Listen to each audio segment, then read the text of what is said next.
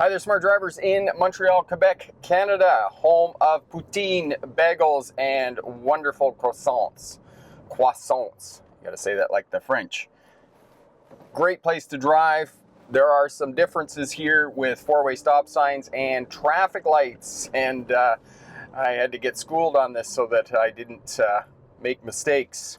First and foremost, you are on the island of Montreal and you cannot make a right turn on a red light, much like New York City and its 5 boroughs. As well, there are some slight differences with traffic lights, which we're going to point out here right away. Also, there's a lot more traffic. There are a lot more pedestrians, especially in the summertime with tourism and whatnot.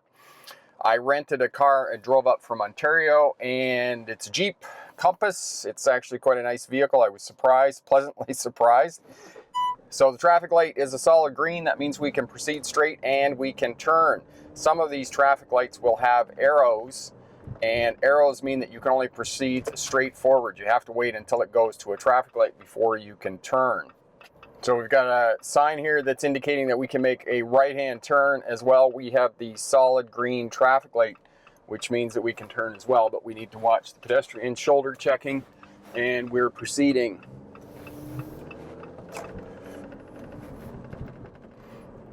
You want to avoid some of the bumps, the sewer covers, and those types of things when you're driving. We got straight green arrow. The straight green arrow means that you can only proceed straight. You cannot turn right or left. At the end of the cycle of the green light, it will flash green, and when it flashes green, that means that left turning traffic has priority. It means it's a lot like an advanced green. They do have some of those here as well, but not a great deal. Mostly left turn priority. We'll show you that as well. We'll get to a traffic light that has one of those and make a left turn. So here, solid green, that means we can proceed through and we can proceed with our turns if we're turning left or right here in the city of Montreal. Bit of a different green light system here in the city. And actually I like it because it gives time for the pedestrians to get out into the middle of the intersection, and it keeps them as a hazard in front of the vehicles of cars and traffic as opposed to in the blind areas. If you're allowed to turn right away, the pedestrian's still on the curb and you need to look into your blind areas before turning. And again, we're maintaining that space in front. We can always see the tires making clear contact with the pavement when we're driving in the city. No different than it is in any other city, managing that space in front. People are always going to say to you, they're going to say, oh, somebody's going to cut in. No, people aren't going to cut in. And the reason I say that is that the #1 reported crash in North America is rear end crashes.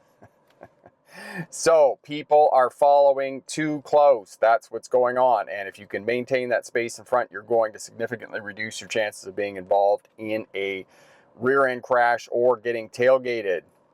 Because if you have space in front, you can drive for the person that's tailgating you behind as well as your own vehicle. Because people who are tailgating are giving up power. They're hoping on a wing and a prayer that they can get their vehicle stopped.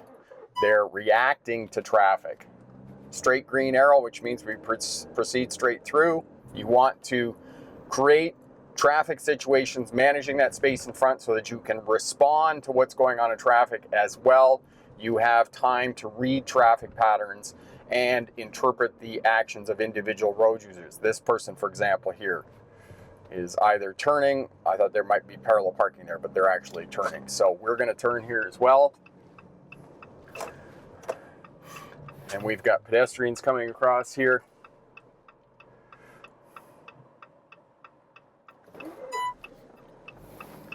And we've got the solid green so we can turn right. And we're going to move out into the left lanes. Shoulder checking again. Getting over into that left lane. And again, this person's going through on an offset intersection, so I'm not going to get up beside them. I'm going to stay behind them and let them proceed forward. And when I'm moving along here in the slow traffic, I never want to get closer than one vehicle length. I always want to be able to see the tires of the vehicle in front, making clear contact with the pavement. And we've got pedestrians here that want to cross the road mid-block. They're jaywalking essentially, so we just stay back and let them go. The other automotive technology you may have noticed is that the engine shuts off when this vehicle is stopped. As soon as you put your foot on the brake pedal and bring the vehicle to a stop, the engine shuts off until you release the brake pedal, which is really nice. There's a momentary delay, not much of a delay, from the time that the vehicle is stopped until the engine starts again and you can take off. You just get used to that pretty quickly. It only takes you a couple of blocks and only have it happen a couple of times, and then you can get going again. You can see the sign up there that says proceed straight or turn right. Can't turn left at this intersection. The other piece of infrastructure that's a little bit different here in Montreal is that the traffic lights are on the far side of the intersection. So when you're driving at night, it can be a bit of an illusion. And you come up to the intersection, you're like, oh, there's a red light there, because the traffic lights are farther away. In many of the cities that I've driven and whatnot, there's traffic lights on both sides of the intersection, but in part of, cost, engineering, fitting these things and whatnot, Montreal is standardized in that the traffic light is just on the far side of the intersection. Now, this intersection allows left-hand turns, and you can see there's cars in front of me that are turning, and the sign straight through or left turning traffic. And now you can see that the traffic light has gone to flashing. That means that the left turning traffic now has priority. And we're going to stop because of the yellow light. So we can't go because it's straight through traffic only. So we can't proceed with our left-hand turn until it goes to a solid green light. There's the solid green light. Now I can move forward to the edge of the intersection. I've got cyclists, I've got cars. Cars coming, was going to be a gap, but there's not a gap there now, so I got to wait probably for the priority before I can proceed. And there's the priority. And it's a little strange, or it's different than what I'm used to, because I'm used to the advanced left turning at the beginning of the cycle as opposed to at the end of the cycle. But there, it's at the end of the cycle. We can't turn left there. We've got somebody parallel parking here. And we just slow down and see how fast they got into the space. We barely had to slow down. And if, on the note of parallel parking, in a big city, you're going to have to know how to parallel park, or you are simply not going to find parking here, because parking is limited, and in the places that you can get parking, most of the time you're going to have to parallel park. And again, I'm always looking for signs that indicate that it's a one-way street or whatnot. Speed bumps, just get down to the speed before you hit the bump, take your foot off the brake, and then just let the vehicle coast over the speed bump. So in this case, 20 kilometers an hour, 12 miles an hour is a good speed for going over the speed bump. As well, you don't want to be on the brake pedal when you're going over the speed bump, because what happens is you lock up the suspension, and the suspension can't do its work because everything's tight when you've got the brakes on. So ideally, I didn't stop at the right stopping position there. So I crept out until I could see and then proceeded.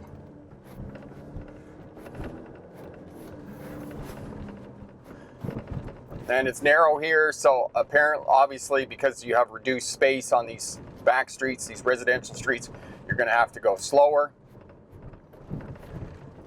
Intersections, make sure that there aren't pedestrians and whatnot. And again, there's signs warning you of the speed bumps along here as well. You can see that the roads are pretty rough, so you don't want to be tearing up here anyway. And then over the speed bump, make sure you get your speed down below before you hit the speed bump, and then proceed. And on these busy streets like this, it's very unlikely that you're going to get out here to make a left-hand turn. And you can see the cars parked right up to the corner.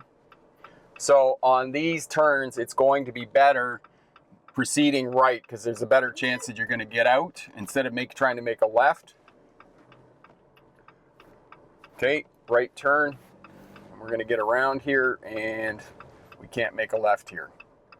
And you can see the arrow there just down that it is a one-way street. Saint-Hubert is a one-way street, so pay attention to the sign about which way you can turn and those types of things. Smart points to remember driving in Montreal. Green arrow means you can only proceed straight through the intersection. You can't turn right or left. You have to wait for the full green traffic light before you can proceed with your right and left turns. The island of Montreal, you can't make right turns on red lights.